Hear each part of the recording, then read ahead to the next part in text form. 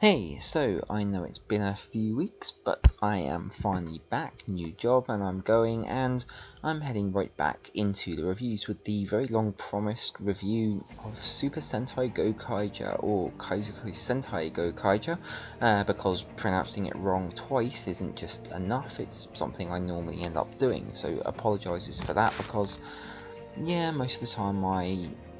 pronunciation of Japanese stuff is far from perfect, although I do try my best and sometimes I do end up being completely spot on. So, you know,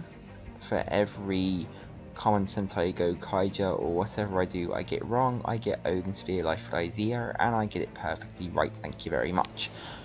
Anyway, Super Sentai Gokaiger, the 35th Super Sentai, is something of a beloved anniversary series for Super Sentai as a whole and represents something that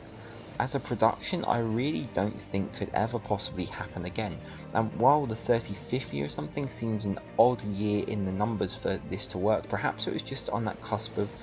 being special enough that in some way or form, almost every series could be perfectly represented in, well, a multitude of ways across the TV series and the various movies and spin-off media and everything that's happened with Gokaiger and the Gokaiger cast since its original inception. It's a series that I personally believe had a very different direction it was originally intended to go into, but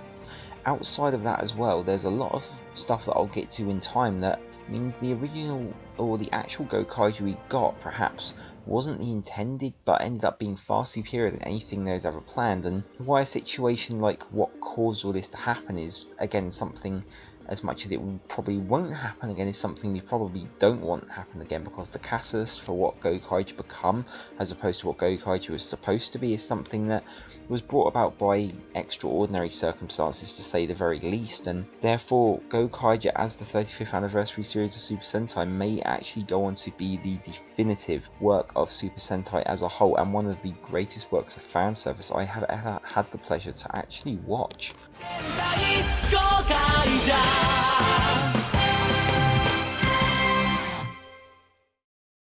Of course, Gokaiger lets you know right away you're into a Super Sentai series, and I think even before the series aired, we saw clips of the Great Legend War, a war with all the previous 35 Sentai teams coming together in a massive battle, and if anything's going to hype you up for something, this is it. Always straight up from the bat as well, it's fair to introduce Kamen Rider Decade comparisons to Gokaiger. The whole idea was that, like Kamen Rider Decade with the 10th anniversary of the Heisei era, Gokaiger was something that was looking to stand apart by doing that big anniversary in a great way that would bring back all these suits and powers and everything in a great way of fan service, but it had the test of time on its side to learn from what Decade did wrong. And as you know, I've already actually gone and looked through Decade and its many flaws as well as the things it did right, and I think Gokaiger or the writing team were able to learn from the reception that they got. Obviously Super Sentai as a whole is already a universe that exists within itself. They didn't need to have reasons to break down barriers and have universes collide, and there's a much bigger actor pool to draw from as well when you're looking at having returning actors, and so planning this stuff ahead as opposed to essentially recasting every major role because you can't get every single series lead back is something that Gokaiger never really had to do, and I don't think if a single actual Red Ranger or Red Sentai hero returned throughout the series, Gokaiger would have still been just as great because of how it handled its actual source material for every single legend based episode it chose to do. Of course that's not what happened. Gokaiger was full of cameos and they just got more and more progressive as it went on, to the perhaps detriment of the overarching plot of the show, because Gokaiger is something that went from being built up to have a running plot with character development and many areas, as well as having legends return here and there sporadically throughout the series. Gokaiger became an almost weekly legend returning actor, or at least one actor in many ways, and therefore the actual character development and the subplots that each character member would have ended up being left on the wayside a little bit, to the detriment of, well, just those characters in general. But the pure enjoyment that we got from Gokaiger in the end run means that almost everyone I know is completely prepared to give that a massive pass just because of what we got in the end result. Of course as well, Gokaiger being the series where they needed to redo every single suit and bring all that back, as well as every single mecha costume and reused aliens, and there's so much stuff that they tried to reuse where possible, as well as skimp on the budget, means Gokaiger outside of the legend transformations into all these other costumes, they don't get much in the actual way of power-ups and such as well. There's no Super Gokaiger form that they have, there's no extra additions, there's no more mechas that they get, although they do get additions to their main mecha throughout the show, and it's comparatively light on the actual toys, and it's mostly because obviously with all these legends returning, there is hardly a need to go into all these extra things when you're basing a series purely on nostalgia, and from everything I've read it seemed to work just fine. But it's very much the development of Gokaiger that I want to focus on here and now today, and obviously with a couple of lessons brought in from Kamen Rider Decade, Gokaiger is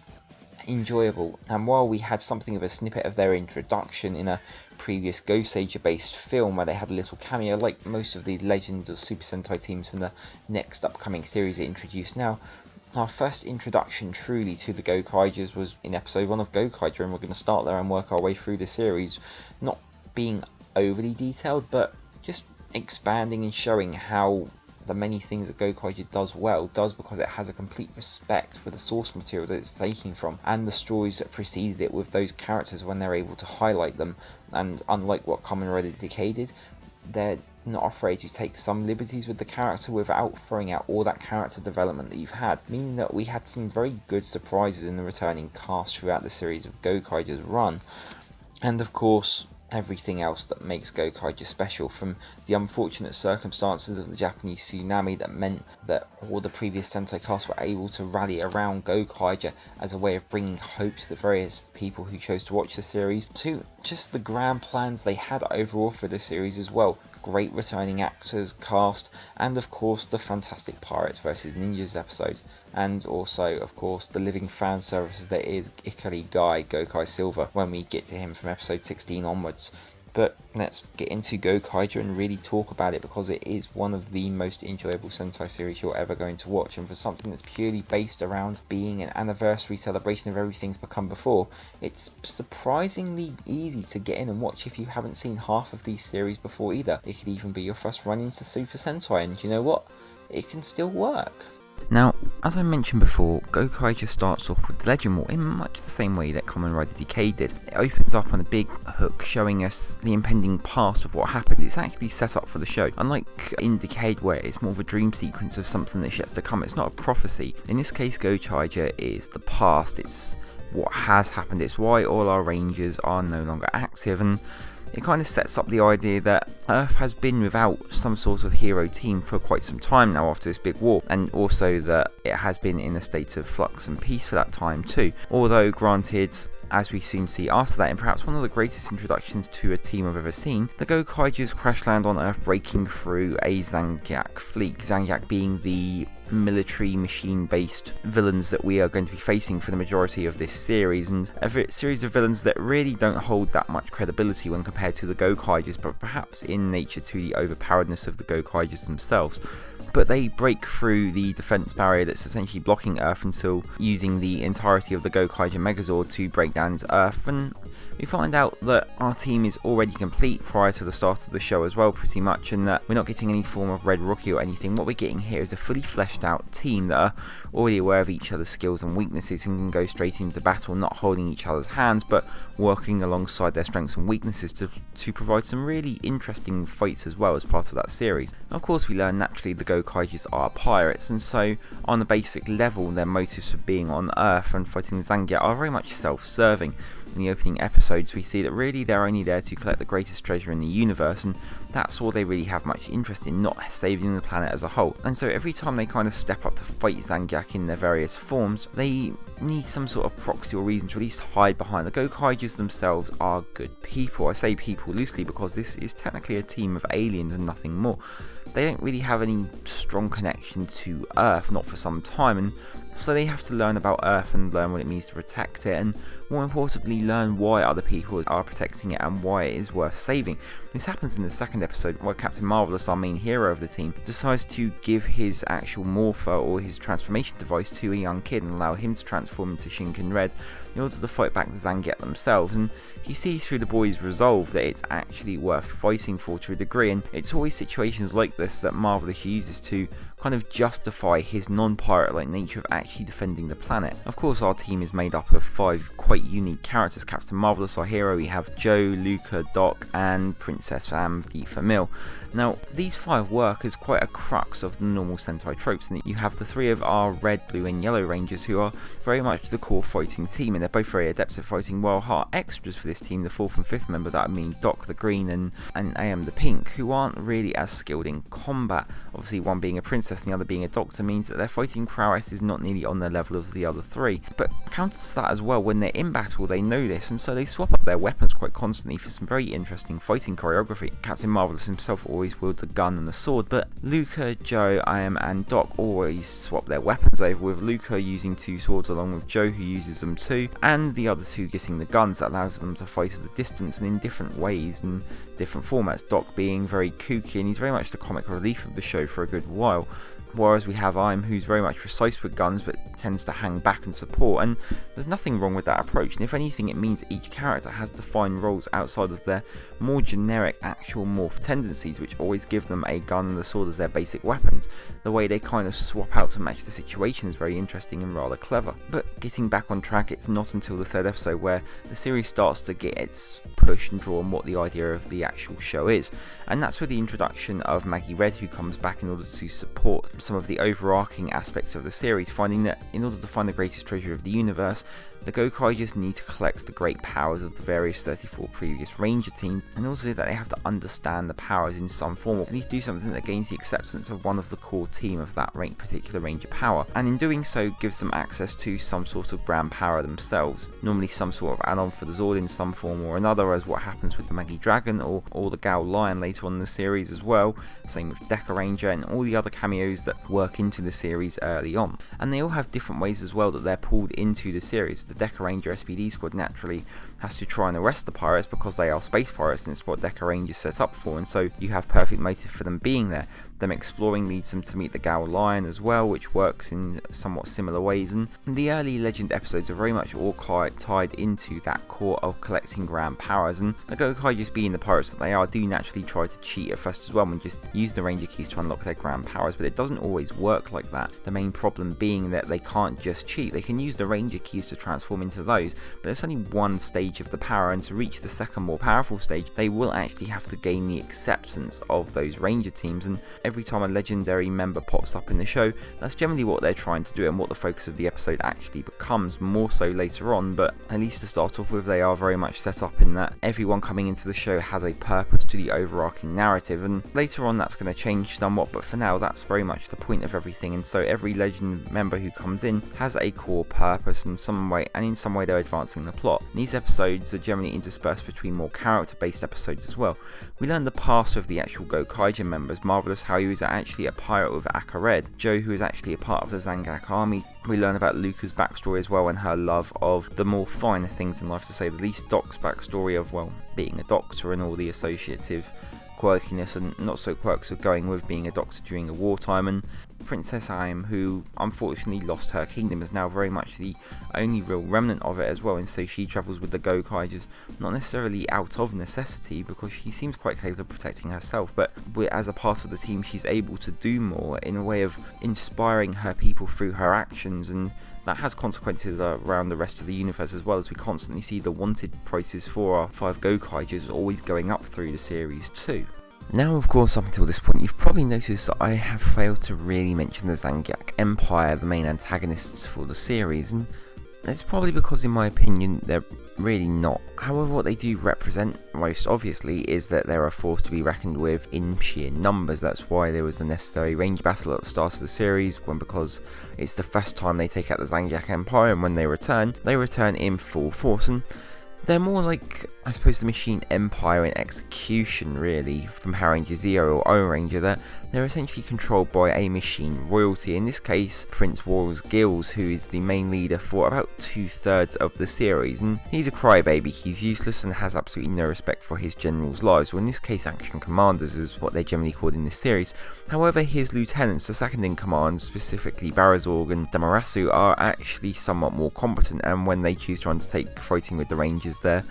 far more adept at actually doing stuff, whereas Warrior's Gills tends to just get in the way, or I suppose he has a fair few similarities with Rita Repulsa's depiction as well, always seemingly getting headaches or just flying off the rails and going crazy, and he doesn't really have many good plans, and when he does have actually a somewhat effective plan, it's generally at the expense of one of his action commanders' lives, planting a bomb on them knowing that the action commander in question would lose. The reason I bring up the Zangak Empire now as a not so credible threat though is because the series is about to actually introduce a credible threat. Basco Tonalia, who's the original pirate that Marvelous and Akared used to travel with before he betrayed them and ran off doing his own thing. Of course, with Akared nowhere to be seen since then, we of course are left with Basco, who comes in his first debut appearance and has the ability to wield Ranger keys, but in a very different way. He can actually spawn them onto a battlefield using a magic trumpet, and he uses this to both take the Gokaigers off guard and capture everyone but Marvelous, hoping to trade them for the Ranger keys themselves. Of course, this never quite pans out as planned, and it does actually explain why up until this point we've not seen any 6th Ranger transformations. Of course, by the end of his opening 2-episode arc, we actually now have our Gokaigers with the 6th Ranger keys, and they can transform into them too. Of course, around this time as well was the first Gokaiger movie as well, which actually is one of the biggest and most fan service movies ever that I've seen Super Sentai do. However, on the flip side, that is also one of the most entertaining. Gokaiger and Goseiger the 199 Hero Great Battle is well named as such. For the first time we have 199 Super Sentai members, and they all appear on screen during this. This is every single Ranger, naturally not every single actor, but every single Ranger costume, every single Zord, and it's mostly played for a straight up Gokaiger versus Goseiger to start off with, as they're caught and trapped, and they have to learn to work together despite their differences, and naturally everyone seems to think they have differences from the pirates because they're pirates, and so no one's really ever to just give them the benefit of the doubt and work with them. Plus they also have stolen the Super Sentai powers, so any other Super Sentai team is immediately going to butt heads with them. But it involves coming together, and the final battle with the film doesn't just involve a massive battle with every single Megazord coming across and fighting that was ever made, and this is done by some suits that still exist and mostly stock footage for the rest that don't, but we also have an actual battle of the Gokaigers and the Gosaigers versus all remaining Super Sentai members in a massive little battle when villain for the film manages to get a hold of the Ranger key chest, and great fan service really, and they also naturally do get the Goseiger grand power as part of that, which is used in the following episode 2 when we get back into the TV series.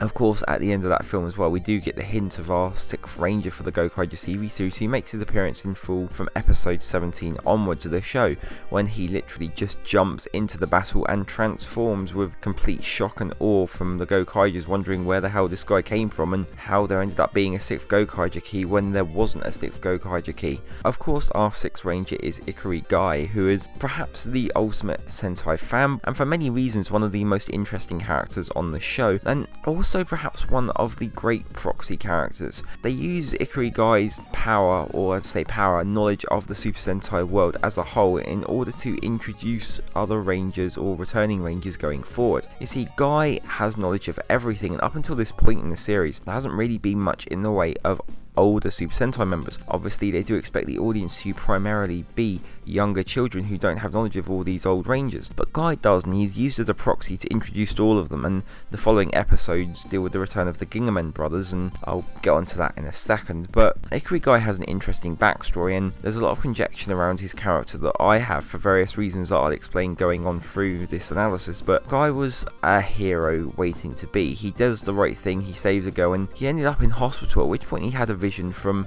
3 specifically dead Super Sentai members, that being the Bear Killer, Dragon Ranger and Time Fire, and they present him with the Gokaiger Silver Key and the power to transform, as well as giving him the Zyuohger Ranger, Time Ranger and Abba Ranger grand powers as well, which are used to power his Zord's transformations. However, outside of that, it's something that makes me think, and it's backed up by other parts in the series, that I think the original plan for Ikari Guy was to have been dead all this time, and while this is purely, as I say, only my conjecture and my thoughts on it, I think from certain episodes and things that happen later on in the series that the original intention was to not have killed Guy off, although he could have gone down in a blazing battle of glory. I think it was very much a Digimon Koichi Kimura thing, where they wanted to have revealed he was in a coma in some form the whole time, and would have revealed this to have been the case. He was just living out the dream that all kids have to be a superhero. However, that wasn't the case. In the end, it was either changed, or it was the original plan that he would actually be a forever member member of the Gokaiger team, and he has continued to be with them well into the future of the Gokaiger years, as they've cameoed in other TV series and other movies, etc.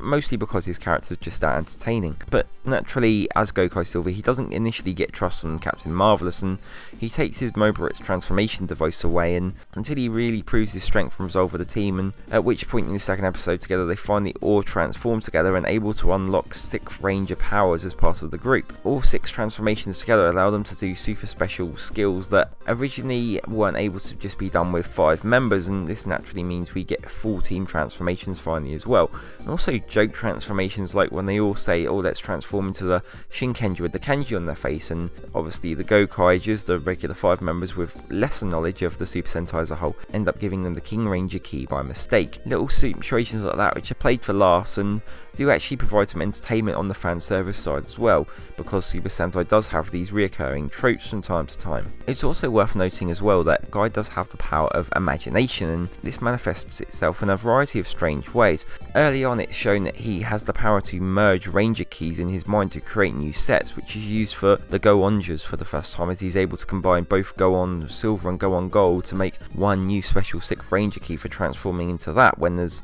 obviously 2 essential 6th Rangers in that series. And on the flip side of that as well, we also have the fact that Gokai Silver can change into Gokai Silver Gold mode, which is another reference to 6th Rangers generally being silver. There have been the most 6th Rangers overall that have been silver, so his primary colour is silver. But second to that is gold. Gold is always a motif for the 6th Rangers in some way or another, and so for this case we actually have a gold mode, which is a massive suit of armour with the emblazoned face of all the 6th Rangers on it, and it looks absolutely ridiculous. And as a piece of armour I suppose it's somewhat effective, but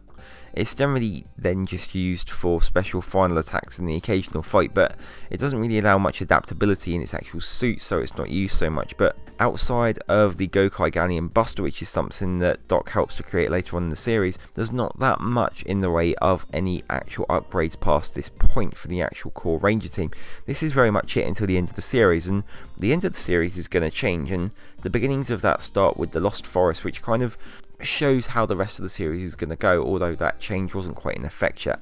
As I mentioned earlier, it's the return of the Gingerman brothers, and obviously with the 6th Ranger returning, as well as older ones, Guys first and foremost here, as he gets his little own arc with the Black Knight Kyuga, as well as it being a kind of way to just show the format of Legendary Rangers returning, and major plots around generally collecting the grand powers, which they're also in competition for Basco for. The main point of the original Gokaiger series of having Basco was that they didn't know who they'd be able to get to return. They had core returning cast planned out for certain arcs during the show, but they didn't know who outside of those main planned arcs they'd be able to get to return here and there for cameos, and for this reason Basco was introduced as a rather effective foil to be able to get the grand powers of the teams they couldn't get anyone to represent on screen. They would then have to fight Basco for all of them at the end. He's originally going to be collecting a good 20 to maybe 25 of them throughout the series, but due to unfortunate events with the Japanese tsunami that happened, and this caused something that was actually led by the Gingerman brother actors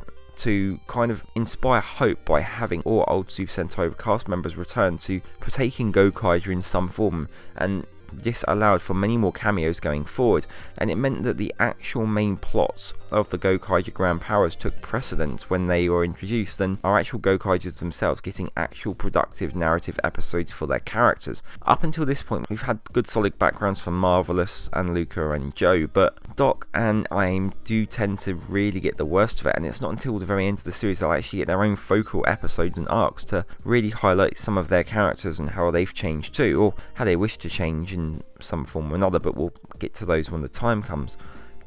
It does go on to also become a slightly recurring theme over the course of those episodes as well, where they try to kind of find their place in what's happening. See, on the Gokai Galleon, which is both their Megazord and how they travel around, they actually have a bird called Navi who gives predictions to help them learn where the great powers are, or when they're going to meet someone who will help them learn or get a great power from some form or another, and that's generally what sets up the hook for each episode. Of course, everything is also given in some sort of rhyme or scripture or something that isn't easily understandable, and the prediction never quite comes true how they expect it to, and this kind of does make some grading, as Marvelous is annoyed that Basco has the ability to both strip the grand powers without going through all these trials and gaining the respect, and on, and the fact that on top of the 6 Ranger keys that while the Gokaigers now have in possession, he also has the keys of all the extra Rangers as well. Characters like Deca Swan, Deca Master, and all the other extra or as unconsidered 6th members of the teams, and he uses those constantly, along with having android like mecha monsters that he stores inside his monkey Sally for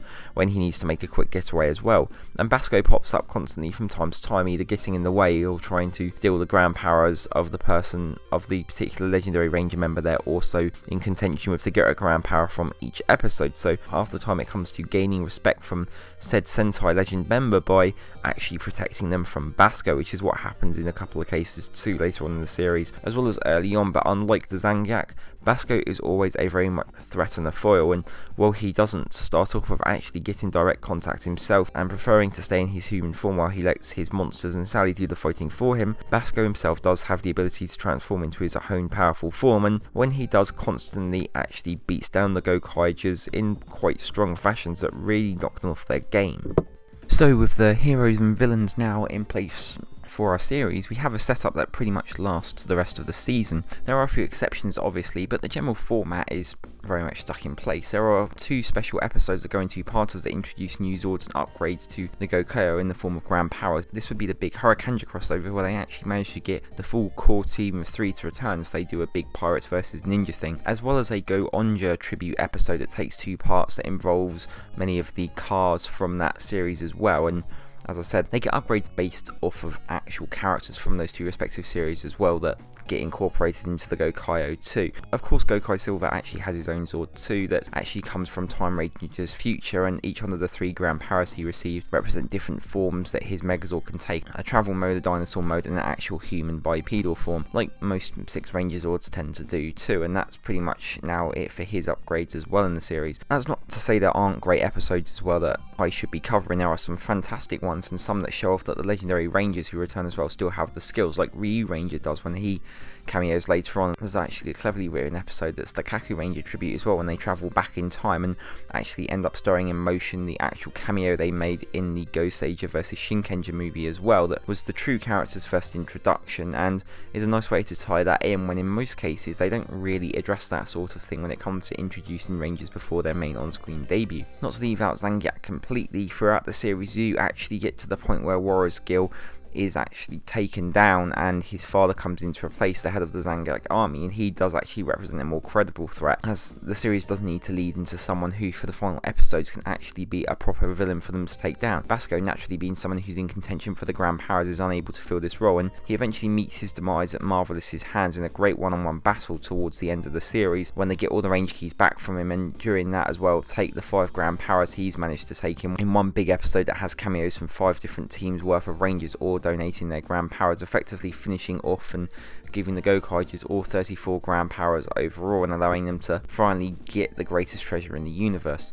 Before all that though, to mention my favourite episodes running up to then, we do have our last 2 special character tributes as well, where Iron finally gets her own backstory and everything revealed too, and a special 2-parter where Doc actually tries to fool everyone into thinking that he was actually some special kind of wanted hero on the run, and he's a lot more than he seems, which all goes down pretty well until everyone gets captured aside from him and he has to mount a staging rescue for them, which ends up being a good attempt at trying to look cool, but ultimately needs to serve a distraction, and it's more his brains and than his brawn that actually go together. And another episode in the prelude to Basco's demise where Basco actually manages to get his hands on their Ranger keys too, which means he can summon his lifeless forms of the actual Gokaigers when he captures them, and they actually effectively have to face themselves, which does bring up the point of how the actual Ranger personas do tend to take on the mannerisms of those who first use them, e.g. how Doc likes to rub his leg is what the actual summoned form of that Ranger does when it actually comes to Basco summoning, and it's just an interesting quip that probably means nothing in the long run, but I find it interesting how it's the mannerisms of the character or the person who takes that power that effectively gets stored as a part of that Ranger key data too. It's a part of them, and that's reflected in how the Rangers act as well, which of course goes counter to the actual Gokaigers when they transform. It very much just remains them using their powers, and it's not a representation of how the original Ranger would act, it's just them having access to those previous powers. But naturally they get to the point where they have achieved the ultimate treasure in the universe, and what do you know, it's the Triforce in 3D. But they ultimately find out that yes, any wish can be granted and they can have anything they absolutely want, and they can reshape the universe, well, really in their image. But it comes at the cost that all the grand powers and everything will be gone for good, and it's ultimately not something they can end up doing, and they end up choosing to walk away from it and not using that power, which is a respectful decision that shows the growth of the core team throughout that time. Which means when it comes to the final invasion as well, not only are they there to help with anyone else, and there are other characters that cameo as well through this part as a big invasion of Earth takes place once again, but they decide to set up where Guy and Marvelous take to the sky to take down the Emperor on the battleship, and the other 4 Rangers stay on Earth to help fight off everyone there. It does have a certain kind of parallel with Power Rangers in space to a degree. They do eventually bring down the ship, and when they think it's all well and done, the head of the Zangiak fleet jumps down and has survived, and it's one last battle where they use every single Ranger key, every single power they have, even the super versions of the Rangers, to finally take him down in a one last scene along with the helmetless roll call that is absolutely great and full of fan service. And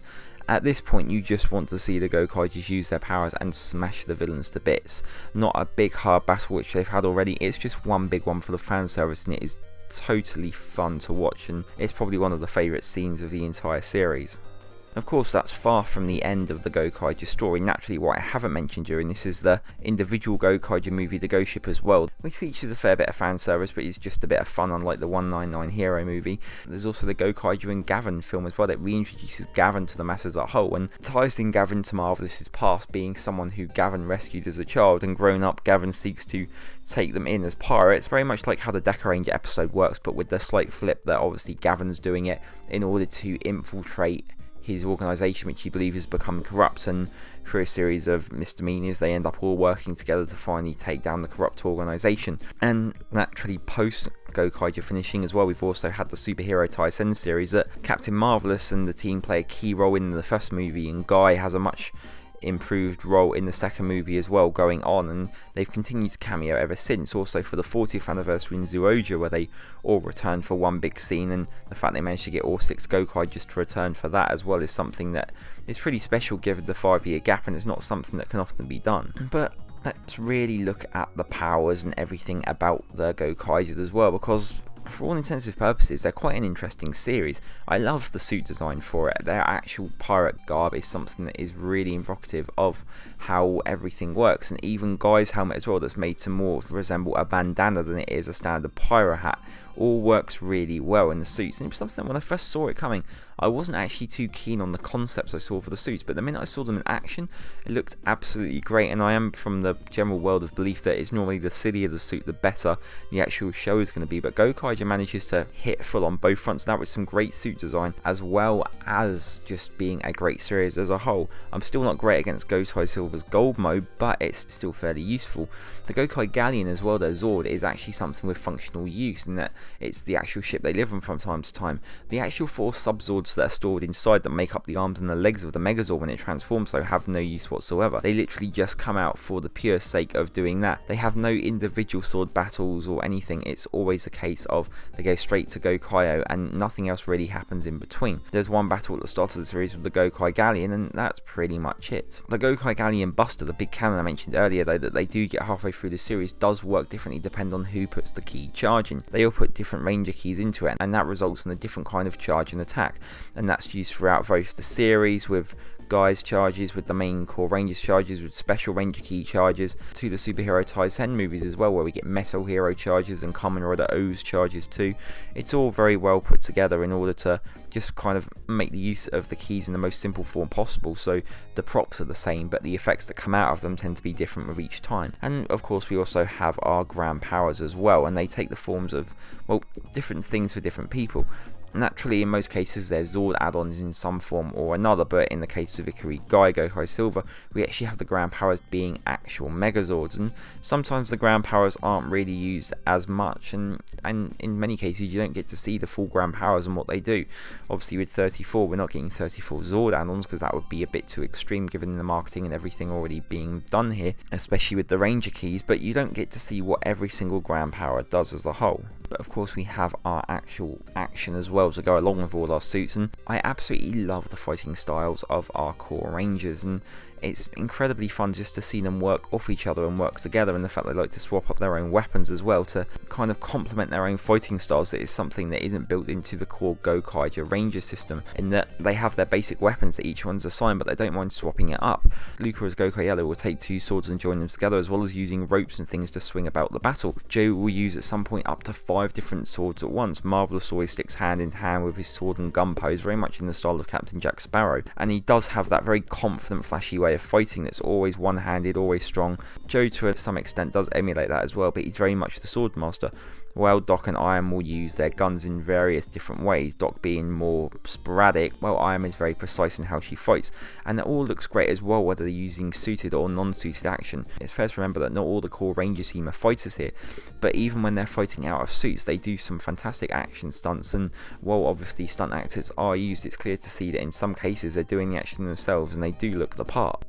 So it's important to remember that it's not just the main on-foot action, but we also have our mecha fights as well that I generally don't mention as much. But in this series, they're actually fairly good with having some good action, and there's a great mix of CG as well. And although with all the grand powers there's an over-reliance of CG, some of the CG, especially the motion capture stuff for the Gokaiger films, is actually really good, as is the CG in general for the series, and so it makes for some rather entertaining Gokaiger fights, although during the series it tends to be quite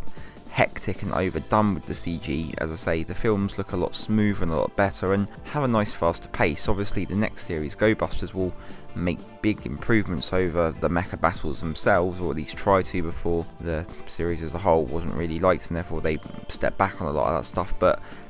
there's something of a prelude here, especially with multiple person Zord fights where there's multiple enemies as well that get scaled up to city size for fighting the mechas, so you get a bit more pace and a bit more interesting stuff, as the Zangak themselves don't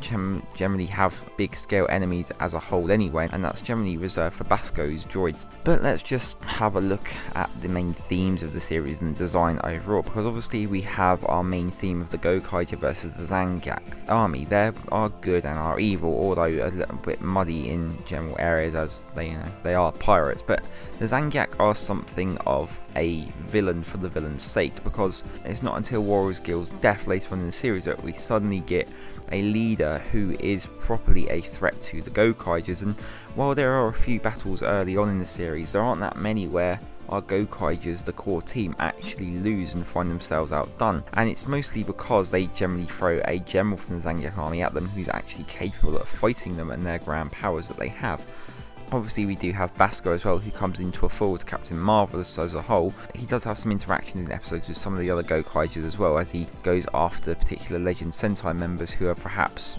matching colours or have matching themes with those characters. So it's not always primarily against Marvelous, but Marvelous is the one with the history from him, so when it comes down to it, it is more of a rivalry between those two. But he does make contention for a much better villain, and even when Basco runs out of Ranger keys, he shows that he's no mere slouch, and even Akared himself was somewhat scared of that super form he has.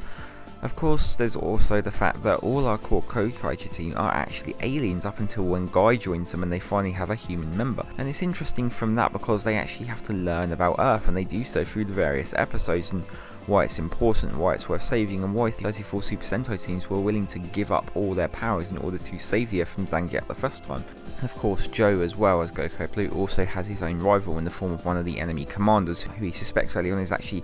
former co-runaway who got caught by Zangief and was somehow turned into the metallic form he sees before him, and kind of butt heads throughout the series as well, which makes for some interesting rivalry for the two of those. And obviously he strives to make him regain his memories, but we can talk about that during the character section a bit more. And of course, throughout the series, as I mentioned, we get a full team from the start, so when it comes to the development of our characters, most of that relies on a focal episode with some random plot that ties into their character, but it's mostly through flashbacks that we see everything. We get to learn about how Marvelous, Akared and Basco all travel together early on and what actually happened to Akared, as well as we come to learn about how Joe ran away from Zangief and was found by Marvelous at the last minute, same with Luca, how Doc was recruited, and what happened to I Am and her planet before once again she chose to run away with Marvelous at the end of it. Because it does actually make for a quite diverse team of people that all get on, and it is curious just to see how this common thing has brought them all together, almost like a family. And yeah, I'm not even sure they realise it themselves half the time, or Marvelous seems to be aware of pretty much everything, but nevertheless he chooses to never really show these kinds of feelings or thoughts, and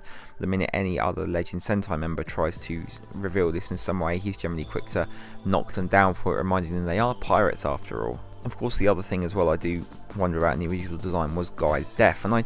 did bring this up several times. My reasons for thinking this originally were, obviously it's Guy who finds himself in a coma in the hospital at the start of the series when he's visited in the dream by 3 dead 6 rangers. And that kind of felt like one of the more lesser subtle ways of kind of hinting at this stuff, and the smaller bits here and there through the series as well. You have to look at how Guy is unable to see other Ghost Sentai members, unlike the other Gokaigers he can see them fine, which is the case for Jet Black, and of course his extraordinary dreamlike powers of being able to create range keys out of his imagination. He's able to put all the 6 ranger keys together to make Gokai Silver Gold mode. We have Gokai Christmas that he mixes Gokai Red and Gokai Green, as well as mixing Gokai Red and Gokai Silver in a special on top of that too. And it's all, and I do believe at some point they did consider making Guy a character who they would just kind of write off to the end of the series after doing some big, and I do believe they were going to write Guy out at some time in a big blaze of glory, showing the other Gokaiger crew what humanity really was and what they were capable of. But I think what they did ultimately worked a lot better, and perhaps everything was just a red herring really to make you think there was more to Guy than there was, and it was just kind of, he is that deserving of being that because he's a hero, because he was willing to sacrifice himself, and that's the play he made before he even became a ranger. And of course as well, there is how the tsunami essentially affected everything in Japan during that time. It was an absolutely devastating thing to happen to Japan, and ultimately for Gokaiger, I suppose you can say it's kind of worked in, it allowed Gokaiger or Sentai in a way to play a bigger role as something that was drawing inspiration. All the legendary actors who chose to return post that tsunami to help support and help encourage and just do good only benefited the series as a whole, but it made for an enjoyable series in a way that I don't think you should ever really be thankful that it happened. But in the same way, the end result of this, of everyone coming together, I think is just a lesson as the overarching structure of the series as well, showing that humanity does come together and it's worth saving, and it's echoed by what happened in the actual behind the scenes production as well.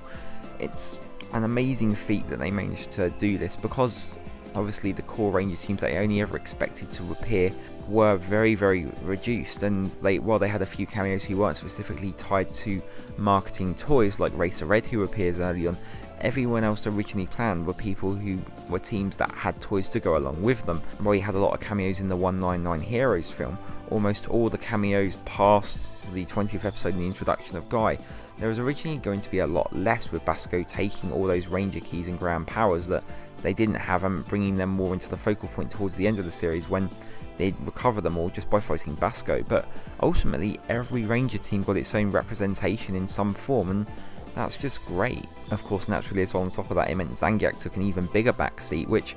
was perfectly fine because all they ever needed to be was grunts. But every so often the Zangiak troops do send out someone who's actually really fun and a great villain, and villains like Jealous Cheeto, who's kind of walking that edge between bad and good, make for some incredibly fun villains who recur throughout the series. And every so often it's just a reminder that there are some good points to Zangiak, even if their execution and point of being there is just to have a foil to the Gokaigers.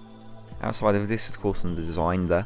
series is complemented heavily by its great music that it has. It has a fantastic main theme, and the battle themes are always on point, having some nice stuff that kind of walks the edge between being piratey and being modern, but obviously character themes as well for the various characters and Sentai members, as well as reuse Sentai music from other shows to kind of help introduce characters as well when necessary. It makes for a nice diverse portfolio of music, and something that really doesn't shy away from doing rather random instruments, from the crazy and somewhat offbeat instruments we do get that feel like they wouldn't really work in other Sentai shows, but in the kind of cross-generational types that we have with Gokaiger, it does make for something rather interesting. But ultimately this leaves us with our actual characters as well, and obviously we've talked about them a fair bit just going through this, but our main captain and lead for the series is Captain Marvelous, a heavily Jack Sparrow inspired pirate who's kind of got a heart underneath all that exterior and facade of saying I'm a pirate. He's actually fun, he actually does kind of start to believe in Earth, and he sees resolving people more than the potential of the planet, and I think that's what makes him get behind everything. He's an incredibly competent fighter, and he's always interesting to see on the screen, never really giving a hint away of what his actual plans are when it comes to these dire situations they do find themselves in. But he's always there, he's always leading the team, and almost always the first one to get injured as well, generally by putting himself in harm's way in front of his others. And he's kind of parallel to Joe, who perhaps sword-wise is the only person on par, if not better, with a sword than Marvelous is, because he's trained as part of the Zangiak army. He's stern, he's well disciplined, and he's the big military guy guy for the team. You see that in his structure and how he fights with his arm behind his back. He's very much the proper swordsman, and that's because he was trained by one as well. The said swordsman who he escaped with Zangiak with originally, but unfortunately they managed to almost capture them both, but eventually captured him and turned him into Barazorg, who he fights throughout the series, slowly realising that while Barazorg was made into from his former friend, there's really nothing left of that original human exterior, with Barazorg only really featuring the skills, and that leads to a somewhat somber showdown later on in the series when the two have to fight, and ultimately Joe obviously does win. Luca, of course, our Yellow Ranger for the series, who's full of pep, and she's always one of the first people to comment on how the Zangiak are stupid, or using language that can be far worse than that at times, but she's always great. She's the action girl of the series, and she does kind of make something of a foil to Iron as well, being the counter between the two girls, and yet the two girls get on so very well for the series as well. They do have a sister-like relationship despite the fact that their actual mannerisms and how they've been brought up are so different. Iron, of course, being the princess, is, well, very much polite and noble, and doesn't move and always holds her head up high. She's very much the royal representative of the group, and yet she's just as much as an action girl, despite favouring guns. When you get those Gokai transformations, she gets right in there with a sword as well and can hold her own just like anyone else can. No, never more so than when she and Marvelous both double team with Shinkenja Reds to wield the Rekadai Zanto, and you can see just how proficient with a sword she really is. On top of that, we have our comic relief for the series, Doc, who in a later arc does actually try to persuade them that he's not actually just a comic relief and he's actually an on-the-run warrior, but this obviously doesn't go down too well because ultimately he's not that. He's comic relief, but nevertheless he's effective with what he does in the way he fights, and it leads to some crazy choreography on screen, but there's nothing wrong with that. He's an eccentric, really, who does actually take care of the group in every way possible. He cooks, he cleans, he looks after them, he's a doctor obviously, so he helps patch them up too, and he's heavily respected by the team even if he is a little bit kooky. And obviously finishing off we have Ikari Guy, Gokai Silver, who I've spoken about a fair few times during this review anyway. He's human, he's got potential, he's got the willingness to be a hero, and the show does kind of become about him for several arcs during the show because he is the human representative and he's our proxy to all the other Sentai members. He introduces the Gokaigers to them, and with that he introduces the audience to them too. I haven't watched every single Super Sentai, and so even I had some trouble working out who some of these people are, but he does his job of making sure you know who they are and why they're special, why they're important, and mostly why they're awesome. Of course, he does it in the most eccentric way possible as well, which makes him just an enjoyable character. His actual human actor as well is extremely proficient in martial arts, and while you see lots of hints of it here in a few fight scenes, you see more so in the future series of Garo as well that he appears in after Gokaiger, that really shows off just how good of a martial artist he actually is.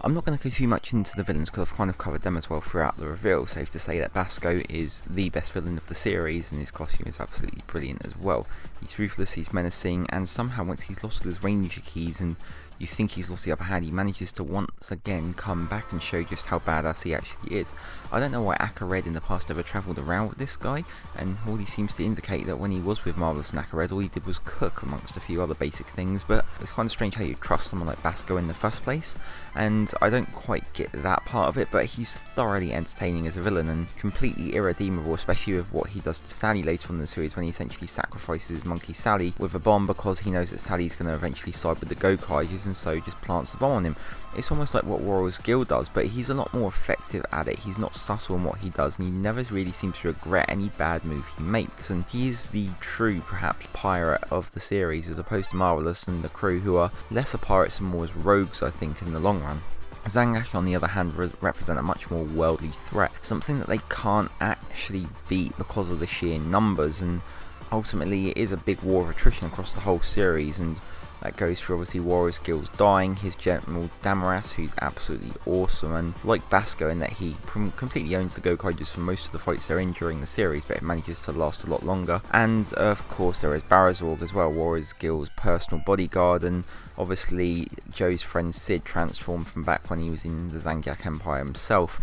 He's not that much of a character, just an empty shell of a person really at this point, and he's always got that Terminator-like feeling to him, just no memory and nothing but the raw skill and ability to kill. Of course, the main allies for the Gokaiger as well as Navi the Owl, who aside from just being the one who looks after the Ranger keys, Navi also that makes the predictions that allow them to find the different legendary Rangers throughout the series, kind of the treasure navigator of the crew, and very much in the style of the ship's parrot, which is kind of the point of it, to go along with the pirate motif. And you have Red, who's seen always in flashbacks but eventually just disappears from the series, not really getting much else of an explanation, which is a shame, and I would have liked the character to have appeared one more time, but it is quite possible the character actually died, although it seems unlikely. And of course, finishing off, you have the various cameos throughout the series, and there are some true highlights as well. Obviously, once the tsunami happened and other actors were coming in, you get some cameos in the most likely of ways, some that were obviously filmed in different places so they could get the actors. You have the Time Ranger cameo that takes place on Guy's Zord, but obviously because that comes from the future, it's hinted that he's in the future and he never actually has any interaction with the Gokaigers themselves. It's the same in the Kaka Ranger tribute, where the White Ranger actually does come back, but only as a bookend to the end of the episode to just show that she has approval for what they've done. You get a lot of cameos like that even though they have no core interaction with the cast, it actually makes a difference that they've actually managed to still appear on screen and do those small cameos. It really adds to the series as a whole. And then you get obviously cameos like Ryu Ranger or Racer Red, and Racer Red's episode is absolutely brilliant, from the 4-4 breaking, slapping away of his legend shift, the legend shifts being something that the character started to adopt later on in the series after Guy's appearance, and I do wonder if it was related to that in some way, or it was just something they didn't think of until later to help introduce Legend Rangers a bit easier by flashing a figure of their former selves over them when they introduce themselves, so you can see what Ranger role they took on in the past. Obviously I like the cameos when they get something important to do, or they do something a little bit off the beaten black, like Jack Black does, being another character who died but not a sick Ranger, so not appearing as a Guy early on. But Guy can't see him, which is interesting, while the rest of them can, and being a ghost or a spectre of sorts, he retains the ability to morph, and does so despite the fact they have the Ranger key. Ryu Red shows he's a badass, and obviously Kenji Oba returns as Gavin, as well as his other two Ranger forms during the series as well, and he gets several tributes, as well as showing how badass he is during the Gavin movie as well, and setting himself up as, well, kind of a reintroduction to Super Sentai as a whole, as well as relaunching Gavin at the same time of it, so you can't be angry at that. Ultimately, I can understand the love for Gokaiger, because Gokaiger is a great series, and while a part of me does wonder what the original scope for the series would have been had we not get all those cameos in the restructured series, I absolutely love what Gokaiger became, and I think more or less everyone else does as well. It's something that I don't think can happen again, probably won't, and the fact that they managed to get the core 6 Rangers back for the Zyuohger special later on just shows how beloved the cast is, and how much the cast seem to enjoy working on the Gokaiger projects as well. It's great for just an introduction to the world of Sentai, because you get to see a little bit of every series, and the fact that Gokaiger adopts the style of those series as well means you can decide if you want to go off and actually watch those series too, while not being so alien that you get lost from episode to episode. It's very much an introduction to everything, and that's a great way to look at it, really. It's made me want to go and watch some series that I didn't consider watching in the first place, and for what it's worth, the follow-up to Gokaiger, Go Busters, is a series that I think is equally great, but strangely never managed to quite get the hype, maybe because it moved away from the traditional Sentai tropes a bit too much, that people didn't seem to accept it as much as they did normally, and perhaps because it was a follow-up to Gokaiger, very little was going to be able to really hold up to that. But you do get a nice introduction to the Go Busters, as well as they actually take on Basco in the Gavin movie, and that itself is also an absolutely killer scene and worth watching. Ultimately, my personal feelings on the Gokaigers is they're awesome, and I do actually love all 6 of them. I really don't think the series would have been what it became without the fantastic portrayals of Marvelous and Ikari Guy, who really do make for a standout series, and if anything, Guy especially being the only real human there is quite a feat of a thing, actually, to not introduce an actual human character, and yet you still manage to have so much empathy because of the backstories that they introduce, and how pretty much in all ways they are tragic backstories, where it's the betrayal of your crew, the loss of a friend you escape with, a sister in Luca's case that I probably haven't mentioned enough, but there you go. Of course, Iron being the princess, or the ex-princess, and Doc, well, being Doc, really, and yet his story is still just as tragic as the others in its own way, and it's how they all find each other through it. Guy has personal tragedy, whereas the others have personal tragedy relating to people, but it's all very cleverly woven in, and it makes for a great family towards the end of it. Even though kind of the lore of the series has been broken at this point, they give back all the Ranger keys in the final episode, but they've continued to use Ranger Key powers going forward, and mostly because you expect the Gokaigers to do Gokai changes going on, and so they do, despite the fact that the other Sentai members have been appearing too. I don't mind it so much because it's what the Gokaigers do, or it could have just been that when they left for that second greatest treasure in the universe at the end of it. That's what the treasure allowed them to do. You never know, if it was another wish, they could have just wished for the Ranger Key powers be accessible to them again. Who knows? Either way, I absolutely love the series. I think anyone who watches it will, and thank you for joining me into this lovely adventure into the world of Gokaiger. That's it. Thank you once again for supporting me during this little break. I know I haven't done much, but it's because of, again, I've had a new job, had a lot of extra stuff to do. I'm doing more art as well on the side too, and I'm hoping to actually go to an event with a couple of old Rangers as well, which will be really interesting if I can get some of the pieces on them signed, and I'm looking forward to meeting some of the legendary Multi-Morphin Power Rangers as well as a couple of others potentially as well. So that will be great. But I'm going back to games for a little bit after this, and you'll see a few more games reviews. Starting up with Song of the Deep as well will be where I'm starting, so if you haven't played that, it's a good opportunity for you to grab that out. I do love my Metroidvania games, and I'll see you again for the next video, and once again, thank you for watching and supporting me. The channel's been growing slowly again, which is still a shame considering where I was before, but I don't mind too much, really. I'm never going to be big, but I just hope you enjoy the videos, so thank you.